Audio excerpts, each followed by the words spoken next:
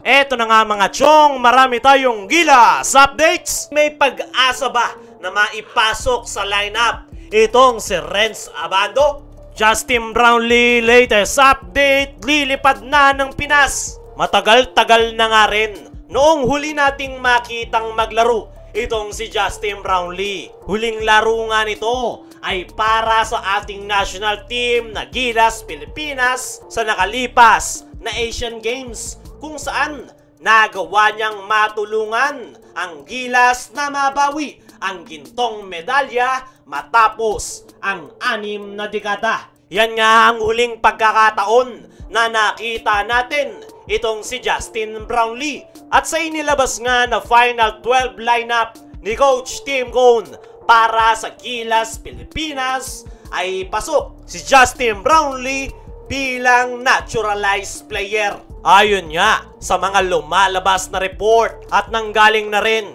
kay SBP Executive Director na si Erica D na February 8 ang ine-expect nila natapos ng suspension kay Justin Brownlee. At saktong-sakto nga daw dahil February 22 ang laro ng Gilas kontra Chinese Taipei. Wala pa talagang ibinababang hatol ang FIBA. Pero kahit na ganoon ay expected nga nalilipad na pabalik ng Pinas itong si Justin Brownlee next week para sumama sa team practice ng ating national team.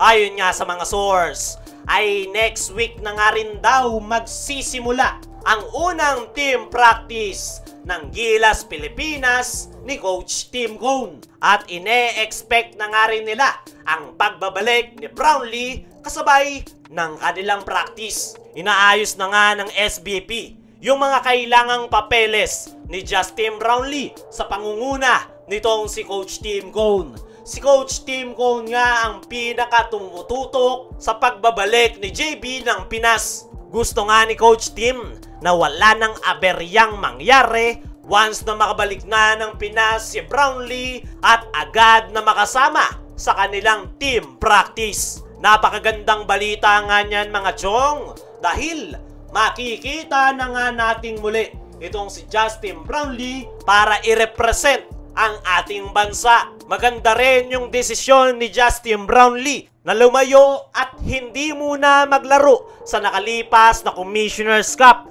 para sa Barangay Ginebra. Inunahan na nga ni Justin Brownlee ang hatol ng FIBA dahil nag-voluntary suspension na nga ito para agad na magsimula ang suspension at makahabol siya sa ating national team. Para sa akin mga chong ay napaganda para kay Brownlee na si Coach Tim Cone ang permanenteng head coach ng Gilas Pilipinas. Isinama niya sa lineup si Brownlee para mapilitang umaksyon ang Samahang Basketball ng Pilipinas na tulungan si Brownlee sa kanyang suspension. Siguro kung hindi tinanggap ni Coach Tim ang pagiging head coach ng Gilas ay baka itsopwera si Justin Brownlee at hahayaan na lang nila itong mabulok sa suspension. Sa ngayon ay ang magandang balita ay kumpirmadong balik Gilas si Brownlee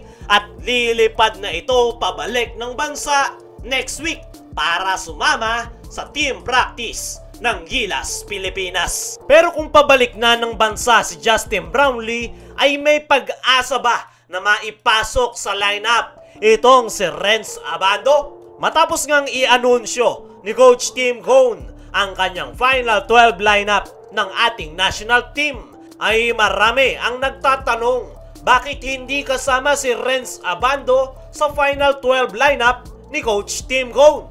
Natanong nga yan kay Coach Tim na ngayon na hindi makakapaglaro si AJ Edu dahil sa kanyang iniindang injury ay meron bang pag-asa na makapasok sa Final 12 si Renz Abando? Ang sagot ni Coach Tim ay as of now ay hindi pa nga daw siya ready na mag-comment kay Abando o iba pang player na hindi kasama sa Final 12. Pero parte nga daw ng kanilang plano na magdagdag ng players sakali man na may matamaan ng injury at isa nga raw si Renz Abando sa mga nakikita ni Coach Tim na reserve player na po pwede niyang ipasok sa lineup. Para sa akin mga chong, ay malaki ang maitutulong nitong si Renz Abando sa ating national team. Pero ang isa nga rin sa dahilan kung bakit hindi siya napasama sa Final 12 ngayon ni Coach Tim Cone ay dahil sa kanyang iniindang injury. Alam naman nating lahat mga chong na hindi basta-bastang injury ang natamo nito habang naglalaro sa KBL. Mismong si Renz Abando na rin ang nagsabi na hindi niya mamadaliin ang kanyang katawan